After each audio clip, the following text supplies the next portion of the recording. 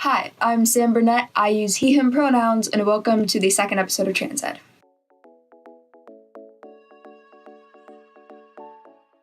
So, welcome to the second episode. Today, we're going to be talking about pronouns. So, when I initially did my research for this project to try to figure out what kinds of things people wanted to know, something I got asked about a lot was pronouns. Pronouns are a part of everyday life. We use them in pretty much every single sentence that we say. It's automatic. We don't really think about it. It's just a part of our language. But, as you've probably noticed, when it comes to trans people, pronouns are not always as straightforward as we're used to. And just because we're not used to paying extra attention to the pronouns we use for people does not mean that we shouldn't respect trans people's pronouns.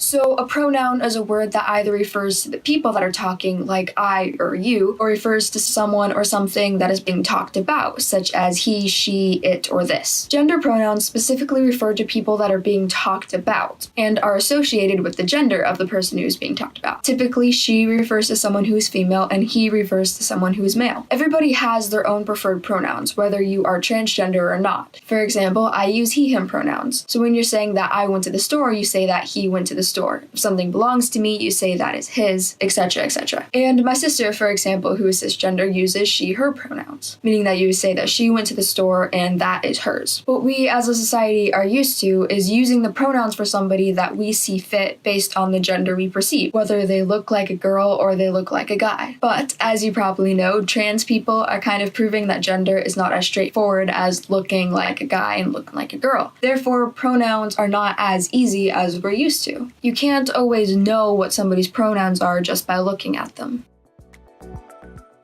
So if somebody says that they use he, him pronouns, you refer to them using he and him. If they use she, her pronouns, you refer to them using she and her. If they prefer they, them pronouns, you refer to them using they and them. So what did I mean by they, them pronouns? Well, because pronouns like she or he imply a gender, meaning that they are associated with a gender, a lot of times some people may not be comfortable being referred to by those. And that's when gender-neutral pronouns come into play. The most common gender-neutral pronouns are they and them. You may be used to using they and them as plural, meaning that you're talking about multiple people, but it actually is grammatically correct if you use they, them to refer to a single person. And it's set up in a sentence the same way as the plural version is. If somebody uses they, them pronouns, you would say they are a cool person, or they ate their favorite snack, or I'm friends with them. A lot of people get hung up on they, them pronouns because they should be plural or they're difficult or whatever, and you can fact check me on this, but we have been using they, them pronouns singularly for centuries in the English language. If you've ever said the sentence, to each their own, you are using singular there. Or if you're referring to somebody that you don't know the gender of, like you could say,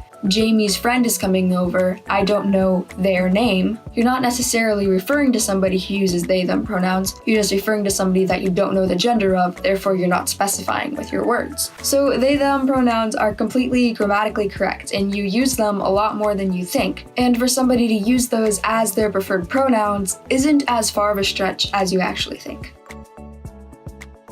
So they, them is only one set of neutral pronouns that exists. Since most languages actually lack in a neutral set of pronouns, people have always created their own sets of pronouns in all kinds of different languages. They, them just seems to be what catches on in English the most. But there have always been other sets, and a lot of the times these are known as neopronouns, which are just any pronouns other than he, she, or they that someone might prefer. Those can be things like z and here or a and m. If you were to say the sentence, he ate his food, using z here pronouns, you would say z ate here food, which sounds really foreign when you say it out loud, but just like every other word in the English language, somebody did make it up, and they did make it up for a purpose. And I personally have never knowingly met anybody who uses neopronouns, but it's likely that I will at some point, and maybe you will too. So even if it will take a lot of practice and getting used to, if you know somebody who uses pronouns like that, this knowledge might come in handy later. So why is it important to use somebody's preferred pronouns? One of the main ways that people express and are affirmed in their gender identity is through their pronouns. And correctly using those pronouns is one of the most basic ways that you can respect this person's identity. When you refer to somebody using the wrong pronouns, it can make them feel disrespected or dismissed or alienated or dysphoric or all of the above. For trans people, gender identity is something that is very deep rooted in their personal identity. And for that identity to be respected and affirmed affirmed is a great feeling, and a way to do that is to use somebody's pronouns. So even if you don't really understand it or get it or care about it, taking the little bit of time and effort that it takes to respect somebody's pronouns can really go a long way to supporting trans people, whether you know them personally or not. And if you don't bother to do so, it's disrespectful and it's hurtful. It's really just mean.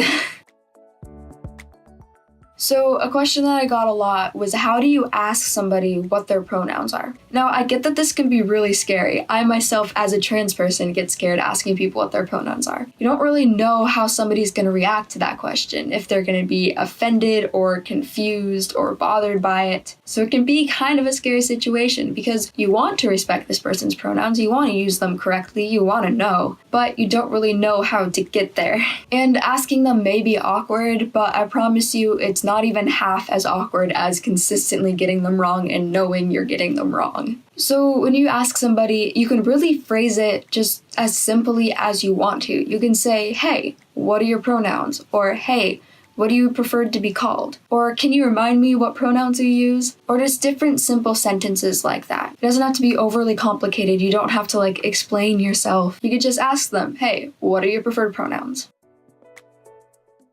So anyway, thank you for watching the second episode of Trans Ed. I hope to see you in the next episode, which is going to be about gender dysphoria, which is a really interesting topic. So please watch it. Anyway, thank you for watching.